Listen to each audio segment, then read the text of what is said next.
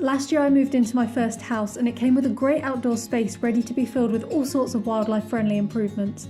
I've talked about a lot of the things that you can do to help wildlife in your garden in many of my past videos, but with this space I can now show you the reality of building these things. The courtyard full of planters is marked by the Leaning Tower of feeders, where all of my local birds come to feast. Below and around it I'm working on adding a range of improvements to help these birds, like a wildflower patch and a pond. I'll be releasing these projects as their own videos soon, so subscribe to the channel if you want to see how I do. On the other side of the courtyard is an abandoned greenhouse.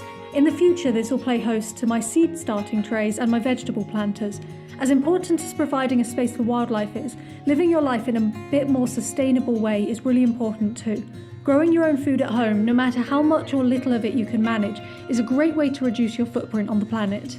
It may have been full of weeds growing through damp wood at the start, but I'm already working on stripping it down to the bare bones and fixing it back up.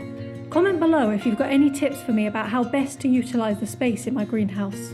Down past the greenhouse is the workshop that I've already shown you in a past video, and a shadier patch for growing different plant species.